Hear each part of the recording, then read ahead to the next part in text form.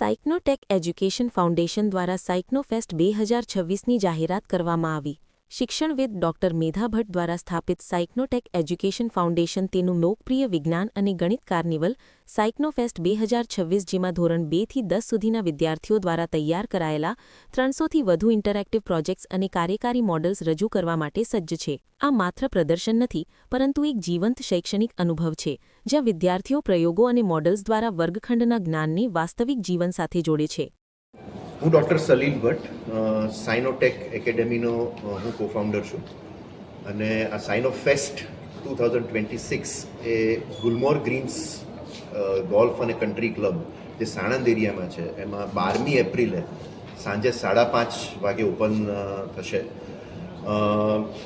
અમારો મેઇન ઉદ્દેશ આમાં એ છે કે વિજ્ઞાન અને ગણિત જે સિમિંગલી બહુ ડિફિકલ્ટ સબ્જેક્ટ્સ લાગતા હોય એને ફન વેમાં એપ્લિકેશન બેઝ વેમાં કેવી રીતે એનો પ્રસાર થાય એટલા માટે વધારે ને વધારે બાળકો આ માણી શકે એટલા માટે આ ઇવેન્ટ અમે ટોટલી ફ્રી અને ઓપન ફોર ઓલ રાખ્યો છે. એટલે બાળકો, પેરેન્ટ્સ, સ્ટેમ એન્થુઝિયાસ્ટ્સ અને એજ્યુકેટર્સ એ બધા આવી શકે. માત્ર રજિસ્ટ્રેશન ઇઝ મસ્ટ, કારણ કે અમને થોડોક આઈડિયા આવે પહેલેથી કે કેટલા માણસો આવવાના છે, એ પ્રમાણે પ્લાનિંગ થાય.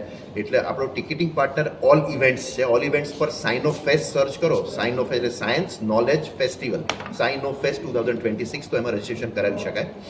અને આ વખતે ઇન્ક્લુઝિવ બનાવવા માટે અમે 5 શાળાઓ સાથે કોલોબરેશન કર્યું છે. એના 20 બાળકો, અમારી એકેડેમીના તો 250 બાળકો હોય જ, પણ એની સાથે સાથે આ 5 શાળાના લગભગ 100 જેટલા બાળકો અને અમુક NGOs અને ટ્રસ્ટ છે કે જેના લેસ પ્રિવિલેજ ચિલ્ડ્રન અને જે ગિફ્ટેડ બાળકો હોય એ પણ શેર કરશે અમારા બાળકો સાથે પોતાના પ્રોજેક્ટ્સ, પોતાના ઇનોવેશન્સ.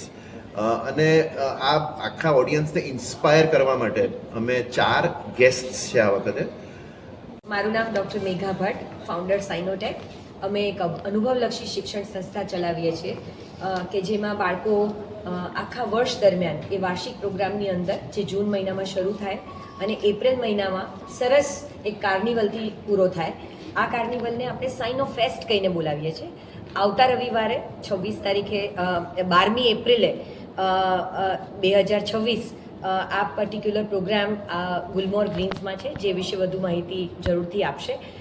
પણ એમાં દર વર્ષે આપણે આ વાર્ષિક પ્રોગ્રામની અંદર જે બાળકો પૂરો કરે ત્યારે એ લોકોને જે કાંઈ ગમે છે, જે કાંઈ ભણે છે, જે કાંઈ શીખે છે એના ઉપર એ લોકો એક સુંદર પ્રોજેક્ટ તૈયાર કરે છે કે જે સંશોધન પર આધારિત હોય અને એક પ્રશ્ન પૂછીને એનો નિકાલ કે એનો હલ કેવી રીતે લાવવો, એ પ્રશ્નનો ઉકેલ કેવી રીતે લાવવો અને એનો ફ્યુચર સ્કોપ શું છે વિજ્ઞાનની દ્રષ્ટિએ, એવી રીતે આ પ્રોજેક્ટ પૂરો કરવામાં આવે છે.